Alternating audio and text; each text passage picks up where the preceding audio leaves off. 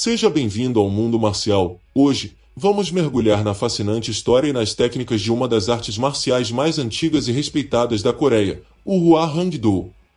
Conhecido como o Caminho dos Cavaleiros Floridos, o Hwa Hang-do é muito mais que uma simples arte marcial. É uma tradição que combina combate, filosofia e espiritualidade, moldada por séculos de história e cultura coreana. Desde sua origem no período dos Três Reinos até sua revitalização no século XX, o Hwa Hang-do carrega consigo o legado de guerreiros nobres que não apenas dominavam o campo de batalha, mas também viviam sob um rígido código de ética e virtude. Neste vídeo, vamos explorar as raízes históricas, os princípios filosóficos e as técnicas impressionantes que fazem do Hwa Hang-do uma arte marcial única e poderosa.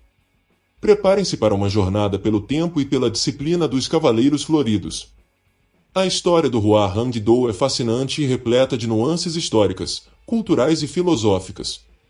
Vamos aprofundar ainda mais os detalhes sobre a origem, o desenvolvimento e o legado dessa tradição, explorando aspectos como o contexto político e social da época, o treinamento dos Hwa Hang, suas contribuições militares e culturais, e como essa tradição foi preservada e reinterpretada ao longo dos séculos.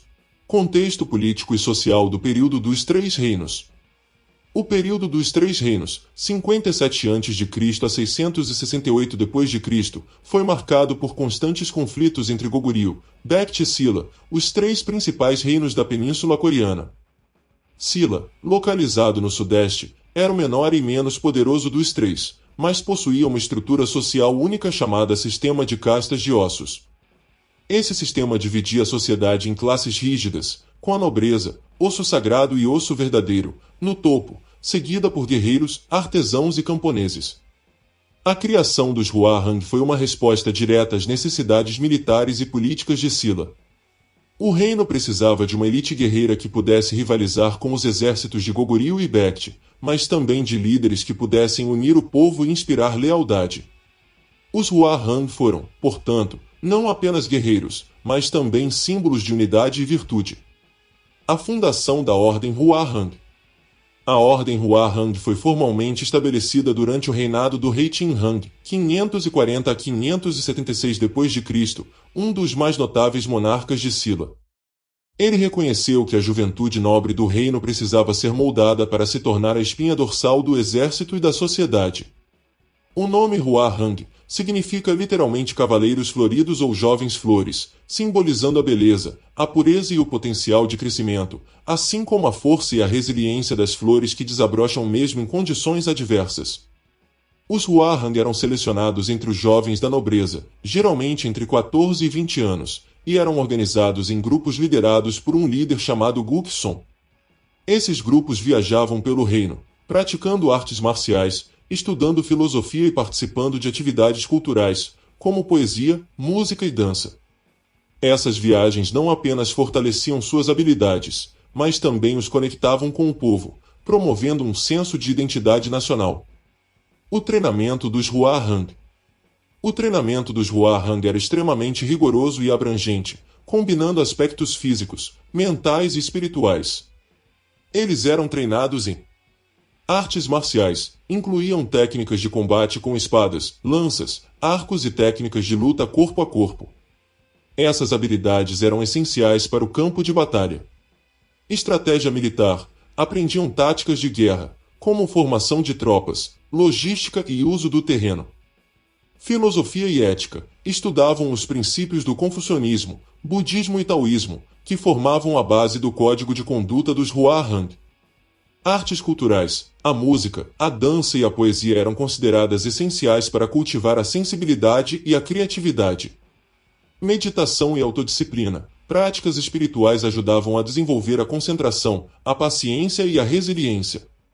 O treinamento dos Hwa Hang era tão intenso que muitos historiadores comparam sua disciplina à dos samurais japoneses ou dos cavaleiros medievais europeus.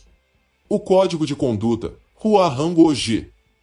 O Código de Conduta dos Hwa Hang, conhecido como Hwa Hang Oji, foi estabelecido pelo monge budista Won-kan.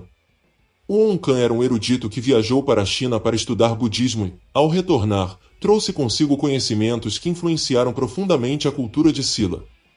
Os 5 princípios do Hwa Hang Oji eram: lealdade ao rei. os Hwahang deviam ser leais ao soberano e ao reino acima de tudo. Respeito aos pais, a devoção à família e aos ancestrais era um valor fundamental. Confiança entre amigos, a lealdade e a confiança entre os companheiros eram essenciais para a coesão do grupo. Coragem em batalha, a bravura e a determinação no campo de batalha eram esperadas de todo Hwahang. Justiça e compaixão, a violência só era justificada quando necessária, e a compaixão pelos inimigos era valorizada.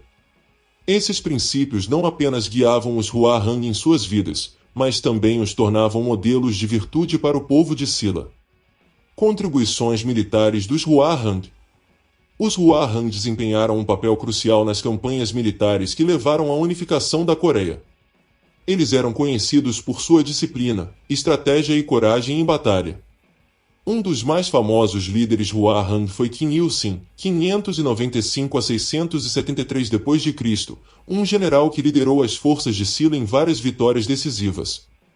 Uma das batalhas mais famosas envolvendo os Hwahang foi a Batalha de Hwang-Sambol em 660 d.C., onde as forças de Silla, lideradas por Kim Il-sung, derrotaram o exército de Baekje. Essa vitória foi um passo crucial para a unificação da Coreia sob o domínio de Silla, que foi finalmente alcançada em 668 d.C., com a queda de Goguryeo. O declínio e o legado dos Hwahang. Após a unificação da Coreia, o papel militar dos Hwahang diminuiu, mas sua influência cultural e filosófica continuou a ser sentida. Durante o período de Silla unificada, 668 a 935 d.C., os Hwahang tornaram-se mais associados à cultura e às artes do que ao combate. No entanto, sua tradição de excelência e virtude continuou a inspirar gerações. No século XX, o Hwang-do foi revitalizado como uma arte marcial moderna pelo grão-mestre Zhou Bengli. Ele afirmou ter aprendido as técnicas e filosofias dos Hwahang antigos através de um mestre tradicional chamado Son Dosa. Em 1960, Zhou Bengli fundou a organização Hwang-do, adaptando os ensinamentos antigos para o mundo moderno. Hoje, o Hwang-do é reconhecido como uma arte marcial abrangente, que inclui técnicas de combate, autodefesa, meditação e filosofia.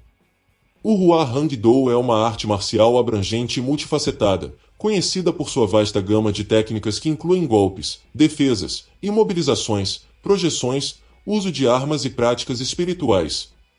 Vamos detalhar as características técnicas do Hwang-do, explorando suas principais categorias e os princípios que as fundamentam. Técnicas de golpes. Chutes. Os chutes são poderosos e variados, combinando velocidade, precisão e força.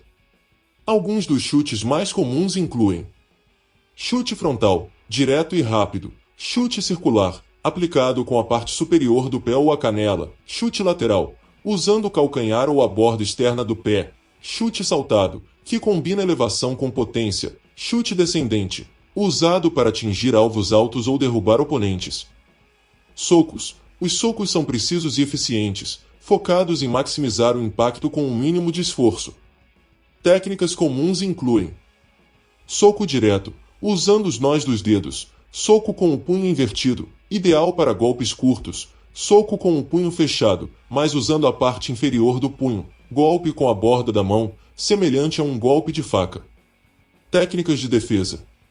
As defesas são projetadas para bloquear, desviar ou redirecionar ataques, mantendo o equilíbrio e a postura. Técnicas comuns incluem: defesa baixa, para bloquear chutes; defesa média, para bloquear socos ou golpes no torso; defesa alta, para proteger o rosto e a cabeça; defesa em X, usando ambos os braços para bloquear ataques poderosos. Técnicas de imobilização e controle. Focado em imobilizações, torções e controle articular. Essas técnicas são especialmente úteis para neutralizar oponentes sem causar danos graves.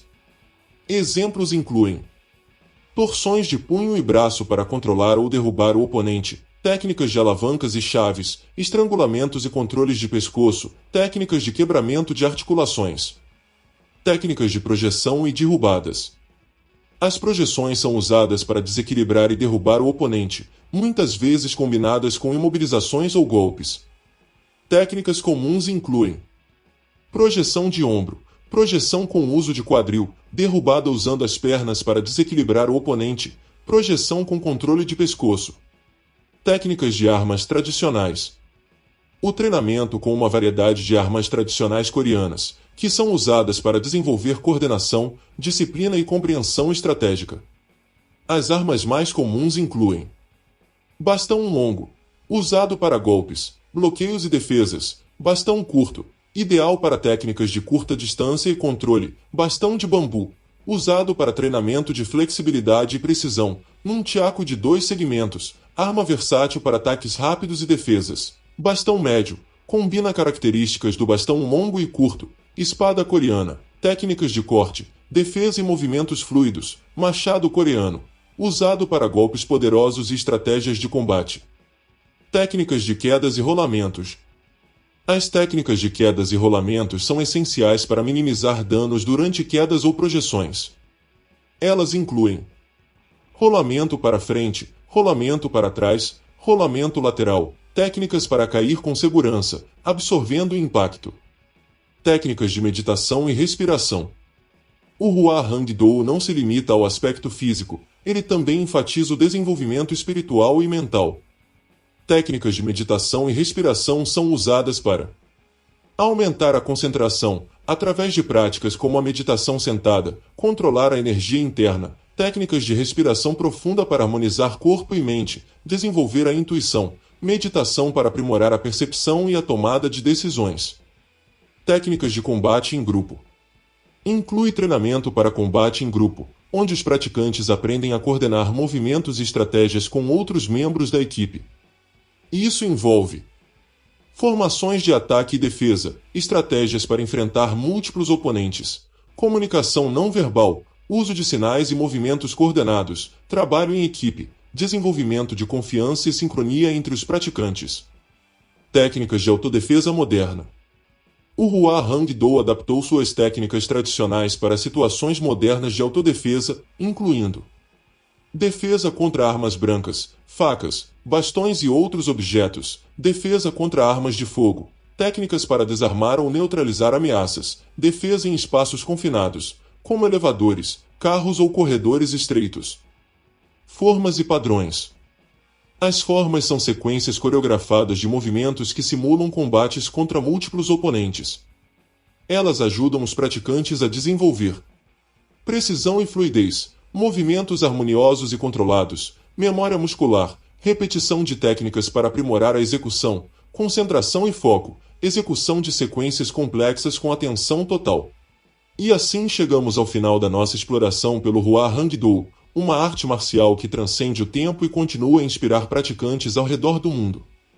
Desde os campos de batalha do antigo reino de Silla até os dojos modernos, o Hua Hangdou mantém viva a tradição dos cavaleiros floridos, unindo força física, estratégia militar e profundidade espiritual.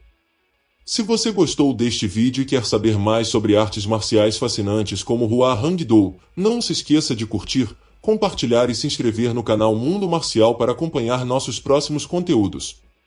Deixe nos comentários qual arte marcial você gostaria que explorássemos a seguir. Até a próxima!